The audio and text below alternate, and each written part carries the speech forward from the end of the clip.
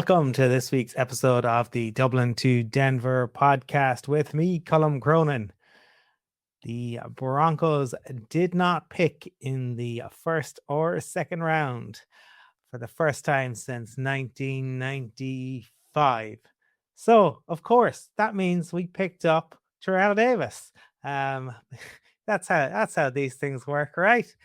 To delve into whether we have found ourselves a future Hall of Famer, I am joined by my friend, colleague, and co-host Stuart Roach. Stuart, how are you doing, sir? I'm doing very well, Colin. No, I fully realize that nobody's asked for this, probably with good reason, but you and I will never be able to do one of those preposterous watch-along videos because in real time, our reactions compared to when we've had some time to cool off, I think it must be our Celtic blood, Colin. That was a bit of a roller coaster. It was bizarre. It was lovely to not have to worry about a quarterback for the second year in a row. It was odd that we didn't have a pick in the first two rounds. Obviously, we traded back a little bit, not too much. But if you were a Broncos fan who'd stayed up, if you're over this part of the world, or if you tuned in to the latter half of the second round, you would have been disappointed. But then there was a flurry of activity on day three, Colin, and it was a kind of a, like, to me, I think the overall feeling, and this is always with the caveat that none of these guys have played a single down for the Denver Broncos, so you will not be hearing draft grades here, lads. That's just not going to happen. I think any regular listener would know that was never going to be the case anyway. Because you just can't. It's ludicrous, and it makes zero sense to those of us who kind of try to look at this with slightly detached eyes. But detached eyes, I think I'm losing my mind. Sorry, with a slightly detached view. But I think that overall, I think most Broncos fans should probably be happy enough, because I think it ended up answering a lot of the questions, or attempting to answer some of the questions that we had about the roster, Colin, because, you could argue that they didn't spend whatever premium picks they had on, say, inside linebacker or tight end or a running back. But what we had to work with largely, and there was some moving up and down, and I particularly liked the trade back up to get the tight end, Jolie, Colin. I think he was a really, really interesting player. I think I'm not saying he's going to put Evan Ingram on notice, because I'm not sure any of these guys are going to put anybody on notice, really, apart from maybe Jonah Coleman putting Tyler Bidet or Jaleel McLaughlin on notice. But I do think Jolie gives us an opportunity, if he performs well, that we can move on from Evan Ingram. And if Evan Ingram plays the way we hoped he did, with Davis Webb now calling the plays, maybe we won't want to, but we do have that insurance. So it was, as I said, it was a bit of a roller coaster. There were times I was happy, there were times I was baffled, and there were times I was delighted. And I do think ultimately, Colin, there's players there that have come in, and I think they will help the team. And I do think the three most pressing needs have been addressed in some fashion. If nothing else, we now have an extra body in the running back room, Colin. But I think more so than that, and I guess we'll go into these guys individually in a minute, but when, and unfortunately it is a when rather than an if, when J.K. Dobbins goes down, we now have somebody who looks like a clone of J.K. Dobbins. He's almost the same build. He's got the same kind of running style. He has an awful lot of the same traits that J.K. Dobbins had coming out of college with Jonah Coleman. And I think that, to me, of all the picks, is probably the one that I was most excited about, because I do think it gives us some kind of insurance policy. And I think that was the one thing that we sorely lacked at running back last year. And I think, if we get a really, really pleasant surprise of J.K. Dobbins stay healthy all the season, then all the better. But look, I think we both are in agreement that that's highly likely to happen, because it hasn't happened up to this point.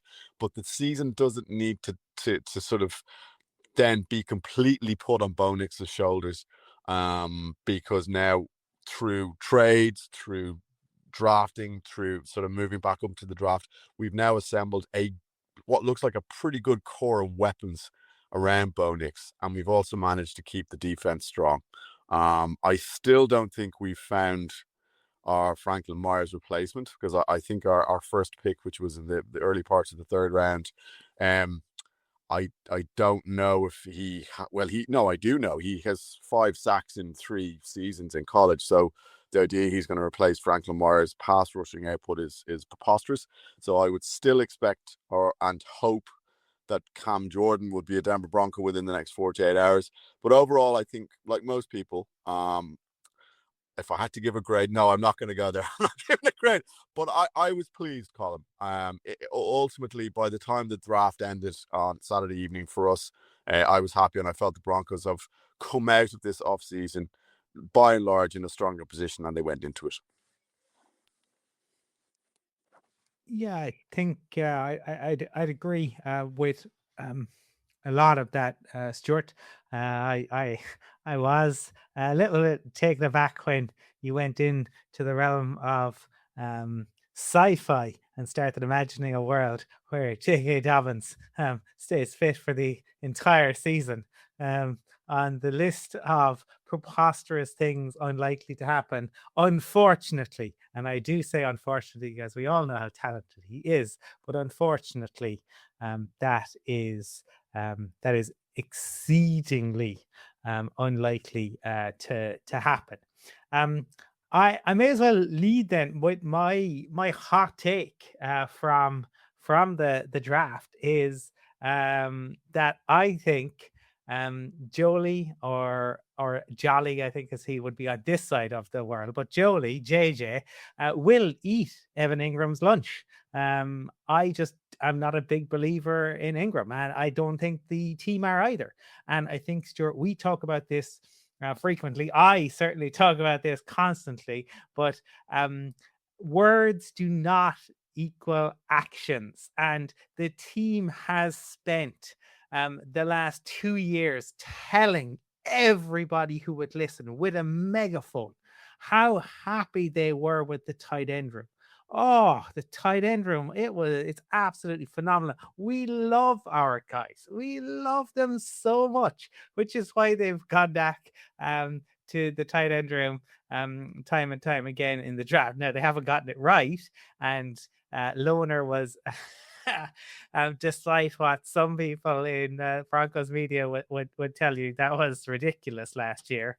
No. Loner is the new Jimmy Graham, Colin. How dare you? He's the new Jimmy Graham. He's the new Julius Thomas. No. The fact that they went in and drafted 2 tight ends this year is absolutely not a reflection on Caleb Loner. And you just give him time. He's he's got all pro potential.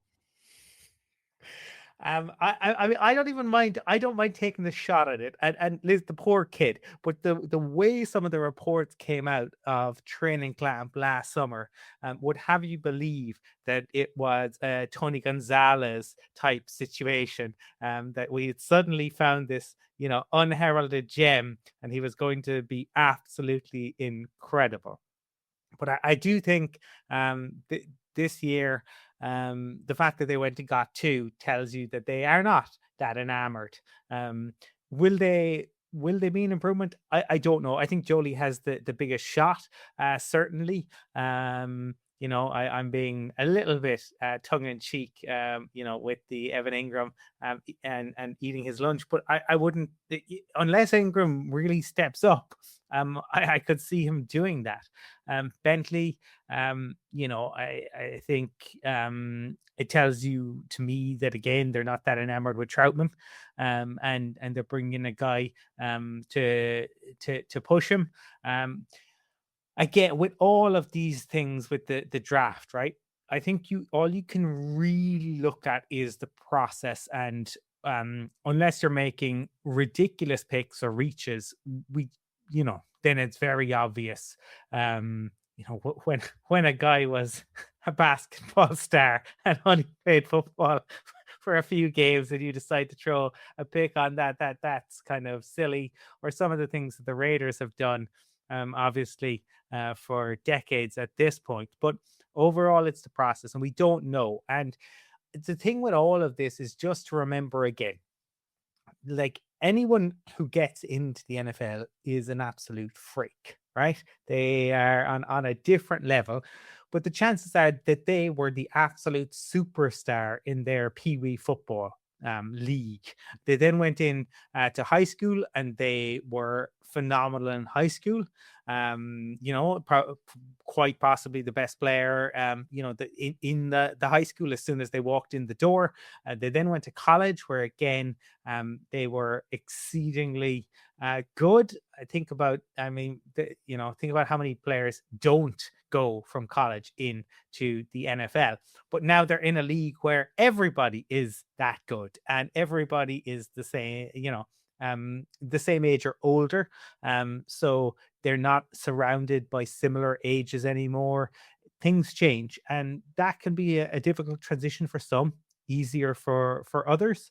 But progress isn't linear either. We saw, Bo Nix struggled at the start of last year, only to really show enormous growth and development to cojones.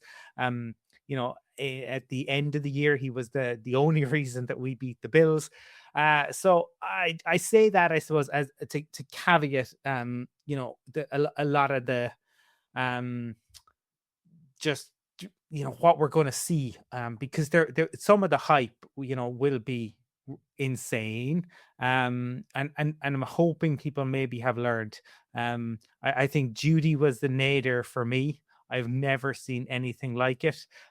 Judy was made out to be some sort of cross between Jerry Rice and Marvin Harrison, and he was absolutely going to be the best wide receiver. And shut up, you idiot, if you didn't think that way. You're a disgrace to Broncos fandom, and you've no reason to be here. I get fans being excited about players. I get it less so when it's media members pushing it.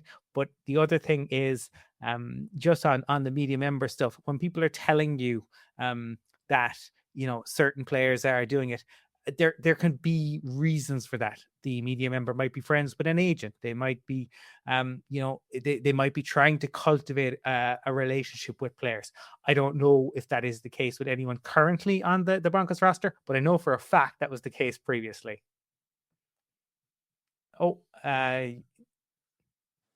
Yes, the media member may be cultivating a secret sexual relationship with a member of staff. It could happen, Cole. It could happen. We can talk about that on this podcast. You won't hear that apparently on ESPN, who are doing everything possible to avoid talking about it. And very funny, obviously, we're talking about Dan Rossini and Mike Vrabel. Very interesting, Stuart, to see that play out and to see the initial denials and then those denials crumble, and then Vrabel making some sort of weird statement at the podium, and Pat's media saying this is that's it now. The line has been drawn under it, although he never named it. And now all of a sudden Albert Breer is saying he's a different guy in the locker room, and then all of a sudden he's in counseling.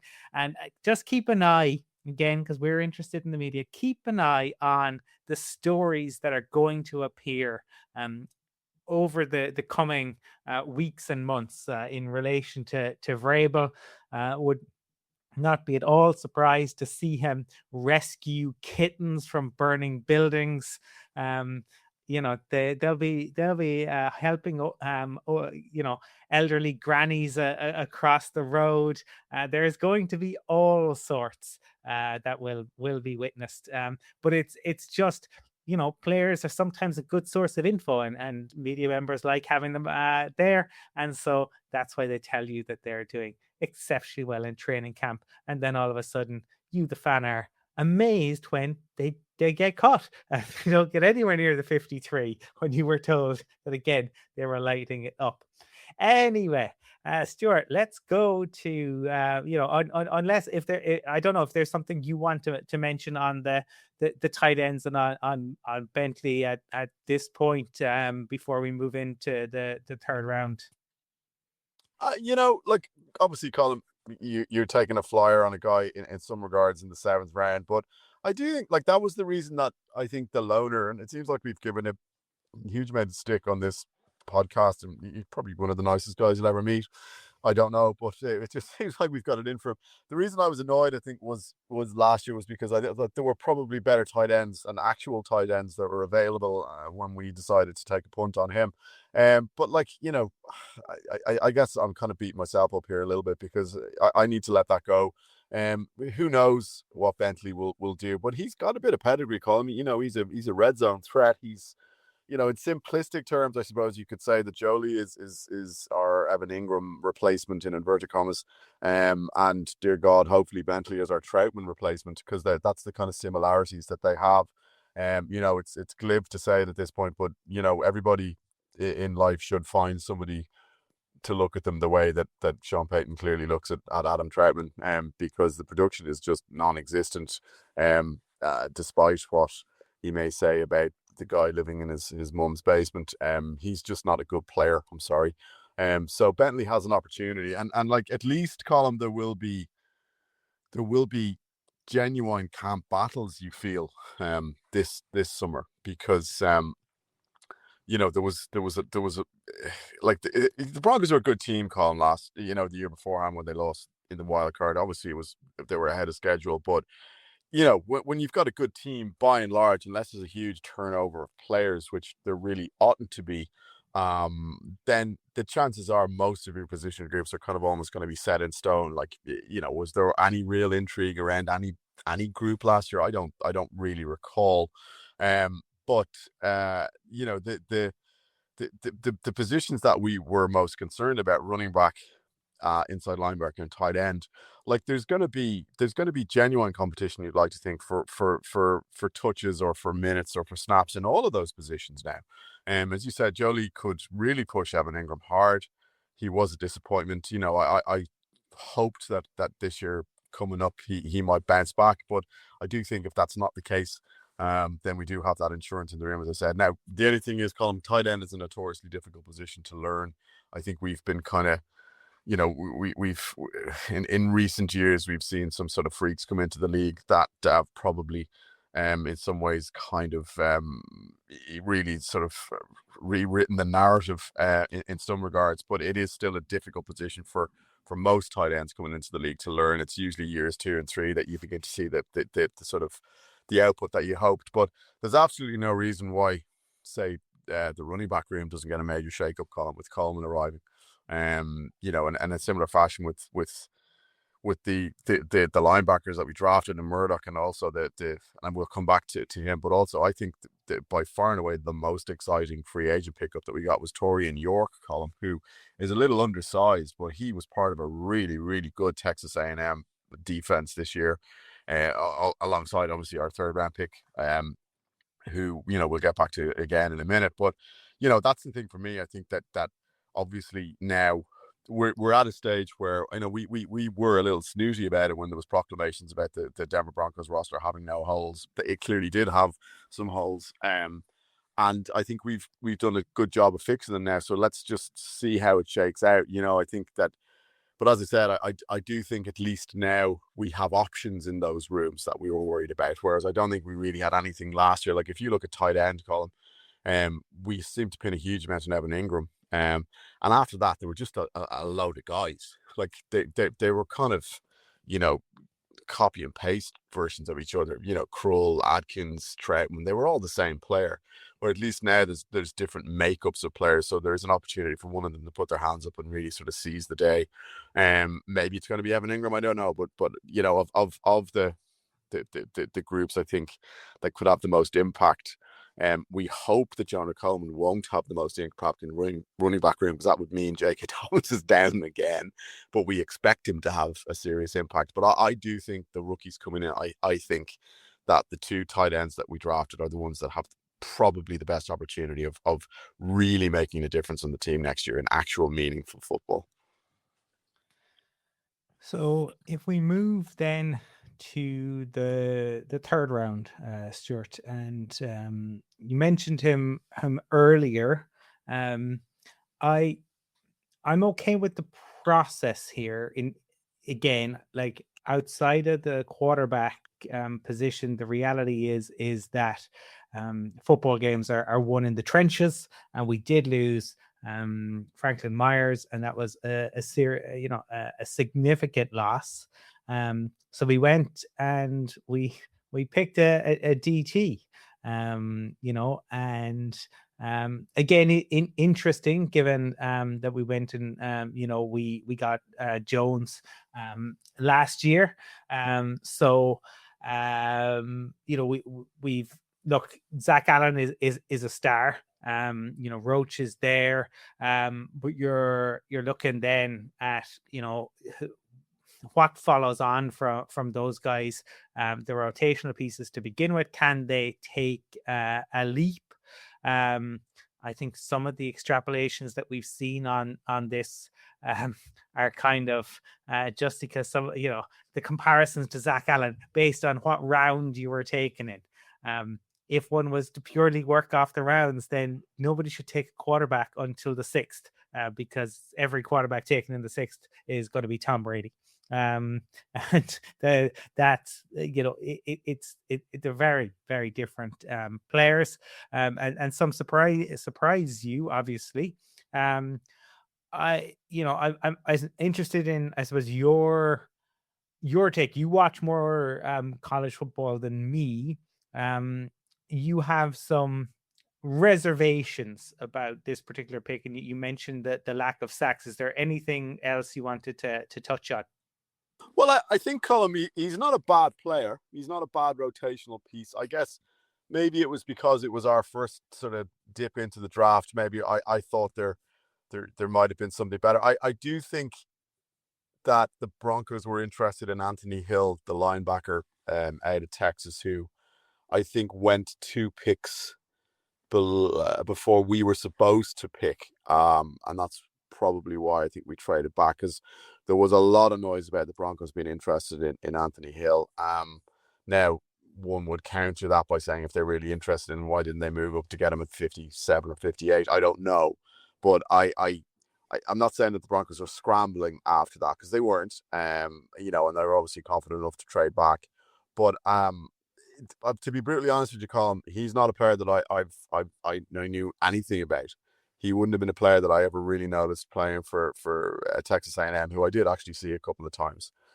So, for example, Torian York, the linebacker, stood out way, way more than him. Now, I'm not a professional scout. I'm not a D-line guy, so he could have been doing, the Lord's work that would have gone largely unnoticed by me. And obviously people get paid an enormous amount of money to evaluate these guys.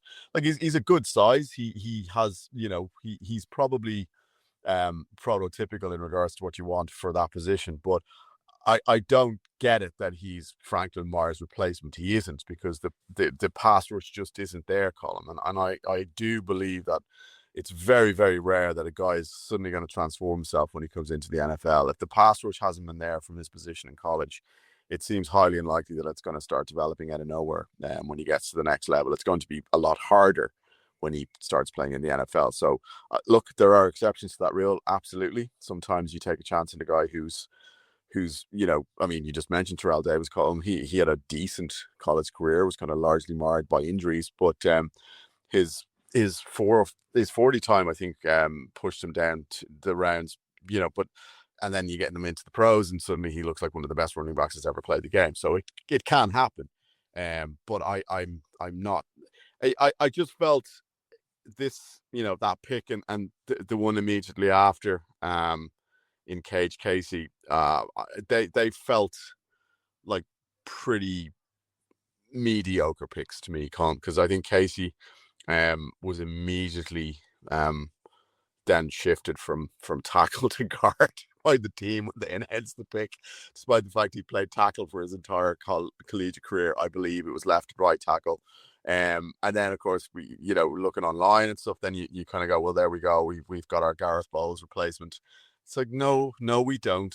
We will get our Gareth Bowles replacement in 2 years' time in the first round of the draft, because that's where you get your left or your right tackles.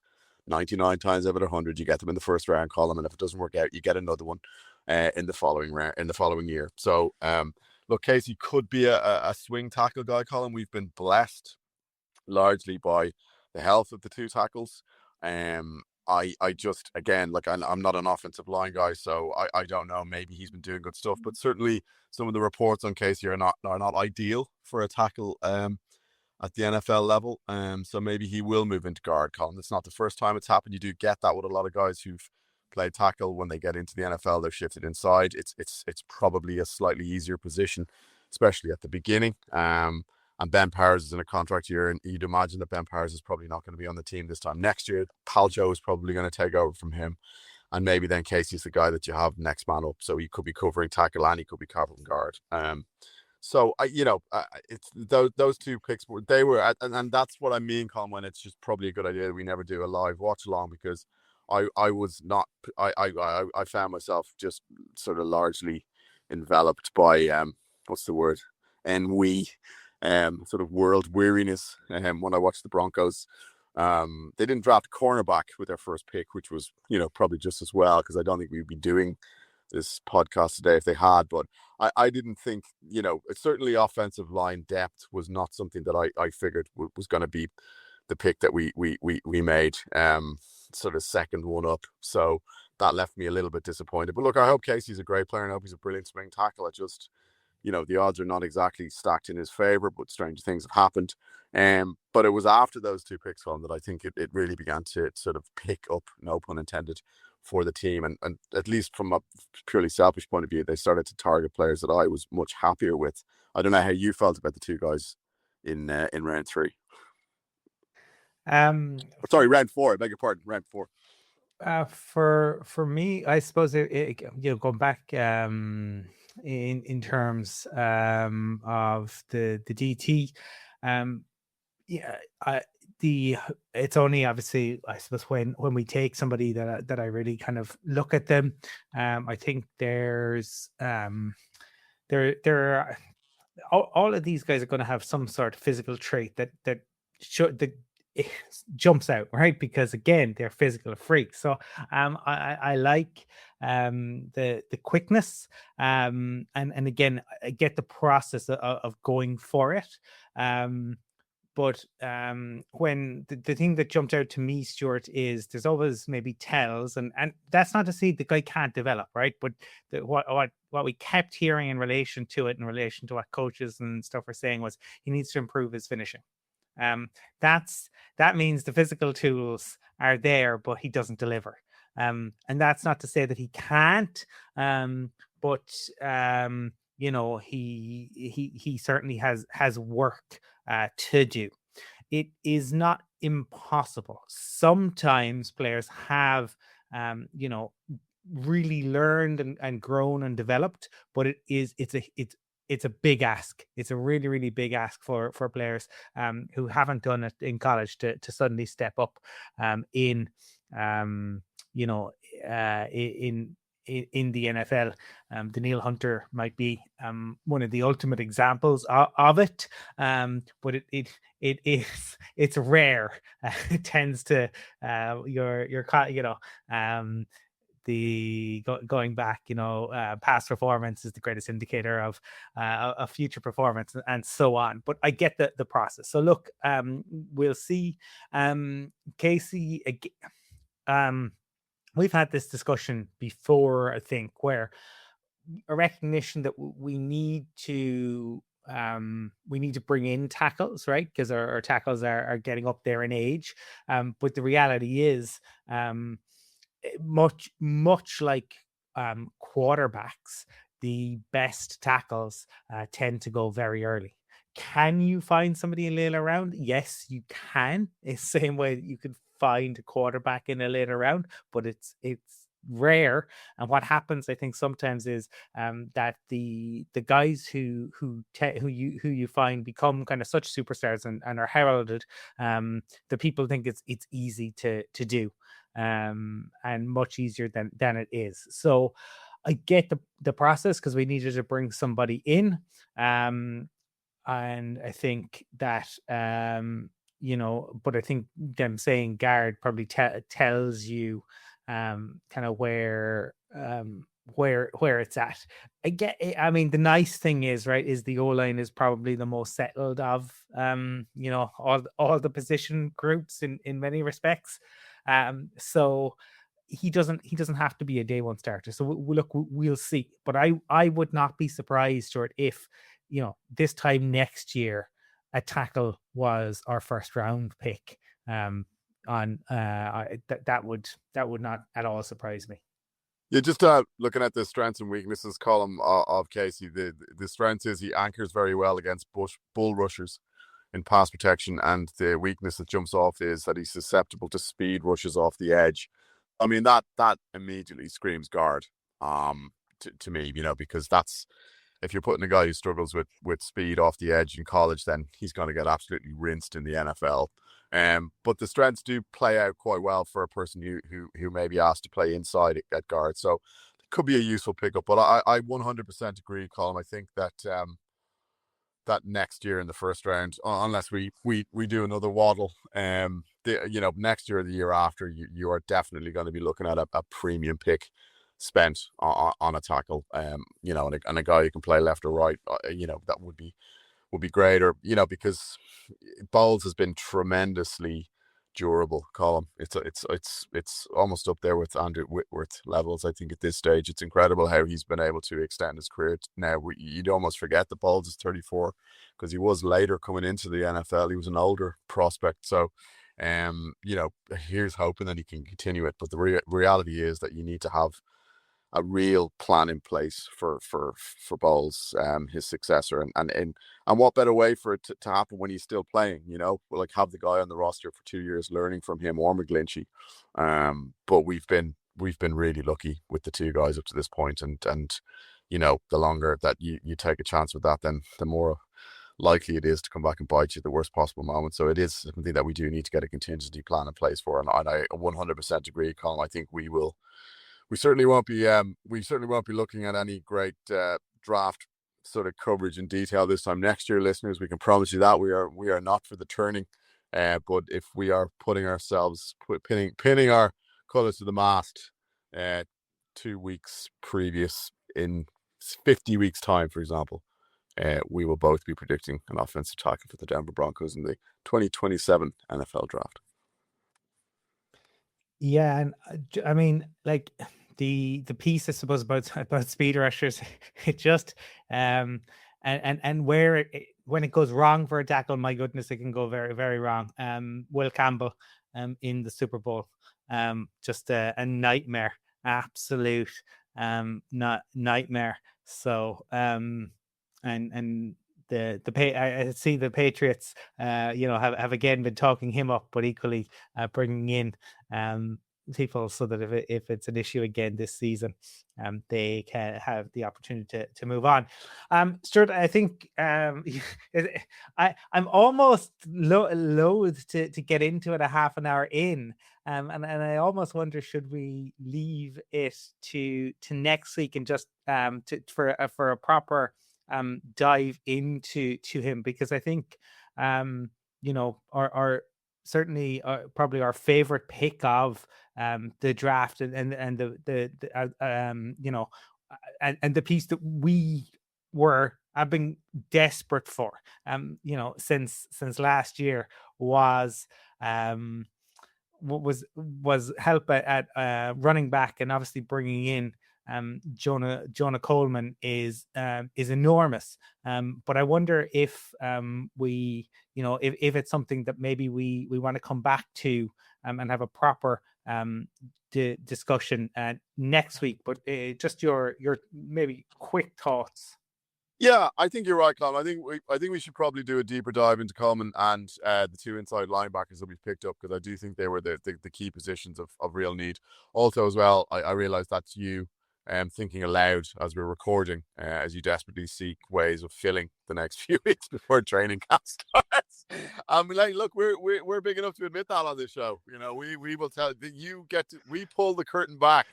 You are like Dorothy in the Wizard of Oz. You get to see the levers going up and down. We don't mind. We'll share it with everybody. So yeah, that's exactly what we're going to do, because we've no idea what we're going to talk about next week. So we're going to talk about Jonah Coleman, Red Murdoch, and Torian York. Why the hell not? But no, it's look, my quick gut reaction to that was I was absolutely delighted. I think there was some good running backs from Penn State there still on the board as well. And Mike Washington, who became something of a pre-draft darling from Arkansas, was still there. But Mike Washington has serious fumble concerns, Colin. And I do think that that's something that probably made the Broncos shift away.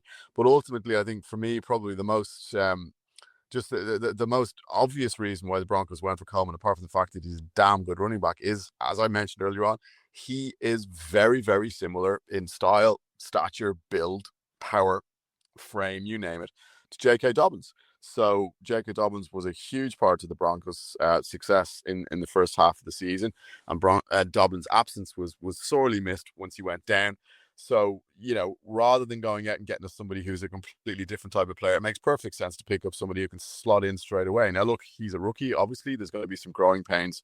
But if you want, of all the prospects that are out there, Colin, if anybody's listening to this hasn't done it already, I imagine you probably have. But if you haven't, go and watch Jonah Combs highlights, and you can pretty much imagine yourself just watching J.K. Dobbins when he was in Ohio State. It is uncanny, the similarities between the two of them as running backs.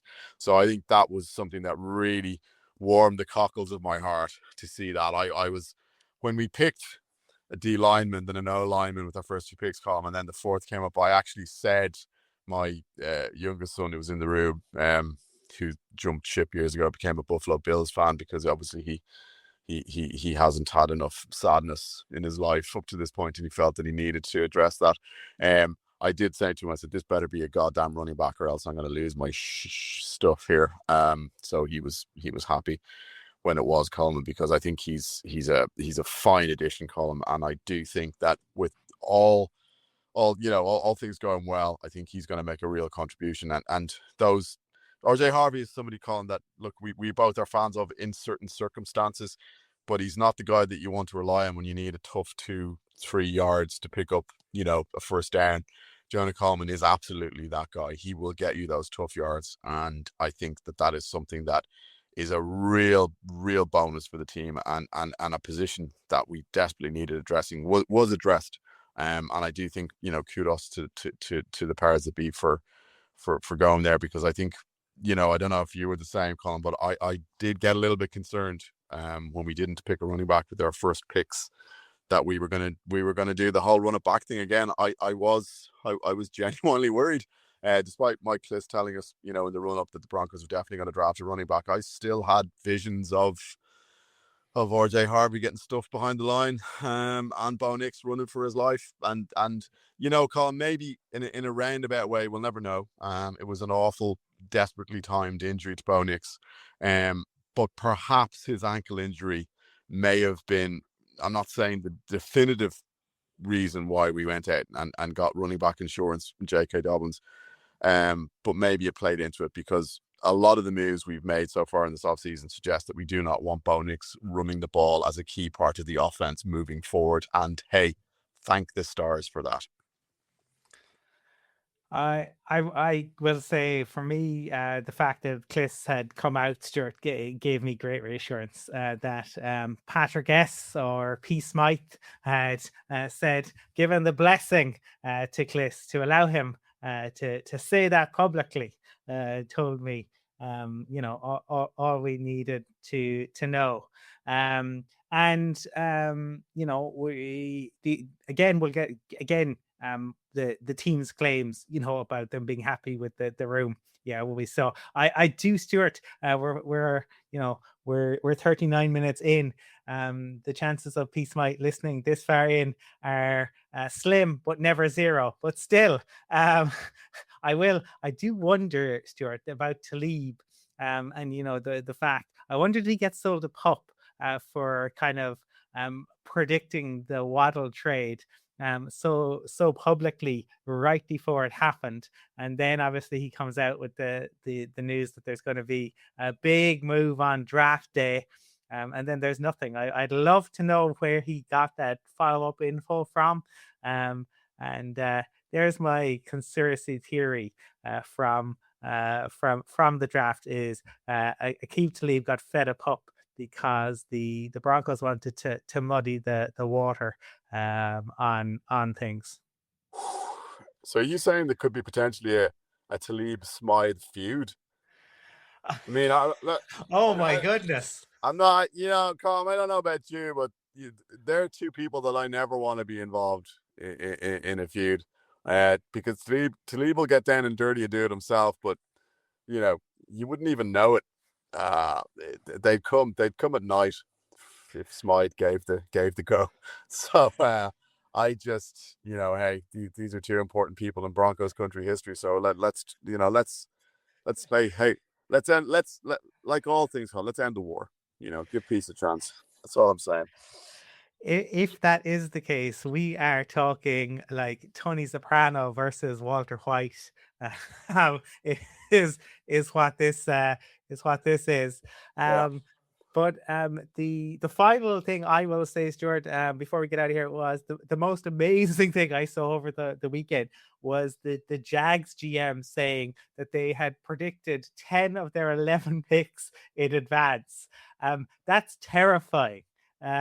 Jacksonville finally going somewhere, and then that happens. That is not what the way you want it to go. I don't think you want it to go the way it did for us last year, where we saw the wide receiver we want to take it, and then went cornerback as a reflexive sort of response.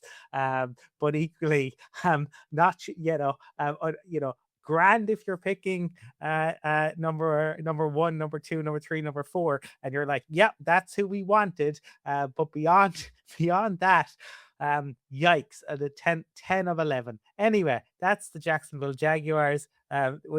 We talk about the Denver Broncos. You can find Stuart over on Blue Sky SRoach123. I'm across social media at Colum from Cork. If you enjoyed the podcast, please do rate, review, subscribe, or better yet, just tell a friend about us. We will be back next week where we're going to delve into the rest of the draft picks. Until then, all that remains to be said is go Broncos. Go team Talib.